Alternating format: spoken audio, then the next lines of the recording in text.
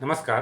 पहलगाम आतंकी हमले को 10 से भी ज़्यादा दिन हो गए हैं और अब ऐसा माना जा रहा है कि पाकिस्तान के खिलाफ कोई बड़ी कार्रवाई होने वाली है।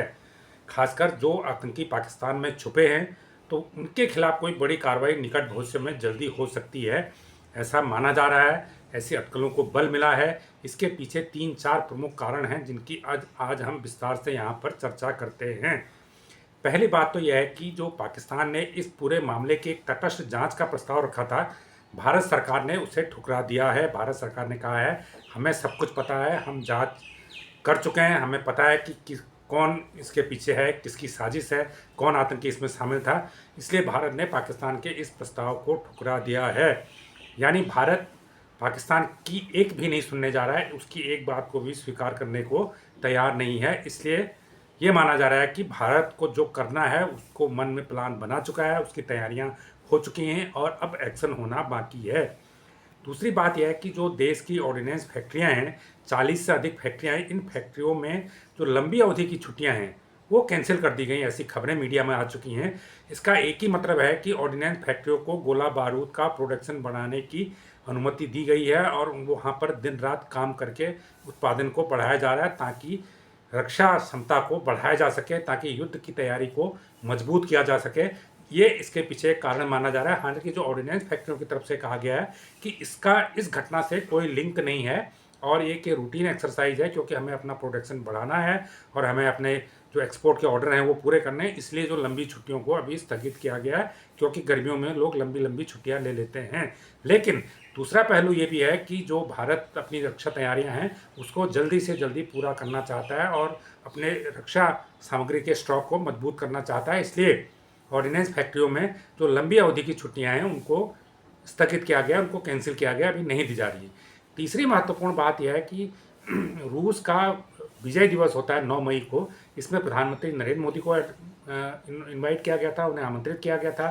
पहले ये लग रहा था कि प्रधानमंत्री जाएंगे, लेकिन जब से पहलगाम की घटना हुई है और प्रधानमंत्री यूएई के दौरे को, सऊदी अरब के दौरे को बीच में छोड़ के वापस लौटे हैं, उसके बाद से अटकलों को बल मिला कि पीएम जाएंगे नहीं जाएंगे। बाद में ये हुआ कि पीएम इसमें नहीं जाएंगे और रक्षा मंत्री राजनाथ सिंह को भारत की तरफ से भेजा जाएगा, वो भारत का प्रतिनिधित्व इसमें करेंगे। लेकिन अभी खबर आ रही है कि रक्षा मंत्री राजनाथ सिंह भी इसमें नहीं जा रहे हैं। इसकी वजह यही मानी जा रही है कि जो भारत और पाकिस्तान के बीच तनाव बढ़ रहा है, ऐसे में रक्षा मंत्री को देश में ही मौजूद रहना चाहिए। इसलिए रक्षा मंत्री इस कार्यक्रम में हिस्सा नहीं ले रहे हैं। ये तीसरा कारण है।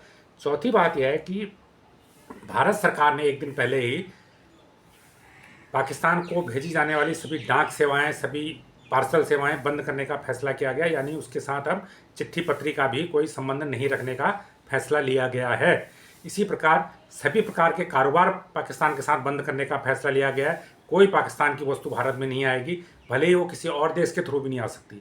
मान लीजिए पाकिस्तान ने दुबई सप्लाई की और दुबई भारत भेजना चाहे तो पाकिस्तान में बना कोई भी सामान, पाकिस्तान में निर्मित कोई भी सामान अब भारत में नहीं आएगा। यानी भारत ने उससे कारोबारी रिश्ते भी बंद कर लिए हैं, चिट्ठी पत्री के रिश्ते भी बंद कर लिए हैं। और जो पाकिस्तान के झंडे वाला जो पोत होगा वो भी भारतीय समुद्र क्षेत्र से नहीं गुजर पाएगा और भारतीय समुद्र क्षेत्र में उसे रुकने की इजाज़त भी नहीं मिलेगी। ये भी एक फैसला हुआ है। इन फैसलों के मद्देनज़र भी ये माना जा रहा है कि अब भारत सरकार आर पार की लड़ाई के लिए तैयार हो चुकी है। और कई बातें इसमें है कि ये भी खबर आई है कि जो कश्मीर में सेना के अफसर तैनात हैं उनसे कहा गया है कि आप अपने परिवारों को अपने जो नेटिव प्लेस हैं या अपने गांव हैं वहाँ भेज दें, क्योंकि जिनकी फैमिली वहाँ पर कश्मीर में रह रही हैं उनको कहा गया आप अपनी फैमिली को सुरक्षित जगहों पर भेज दें।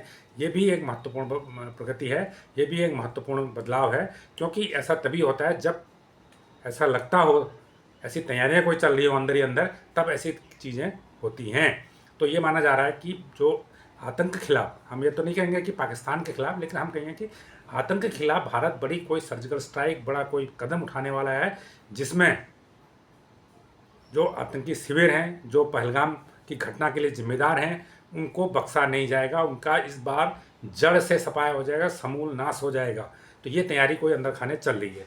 इस बात को इसलिए भी बल मिलता है कि पाकिस्तान ने लाहौर का अपना एयर स्पेस बंद कर दिया है, क्योंकि लाहौर भारत के निकट है। अगर कोई कार्रवाई होती है तो लाहौर उसकी पहले चपेट में होगा, इसलिए लाहौर के एयर स्पेस को ही उसने बंद कर दिया है। इसी प्रकार पीओके में जो टूरिस्टों की एंट्री है, टूरिस्टों के आने जाने पर रोक लगा दी है कि भी आप वहाँ पर टूरिस्ट नहीं आए। इसका मतलब है उनको भी लग रहा है ना कुछ हो सकता है।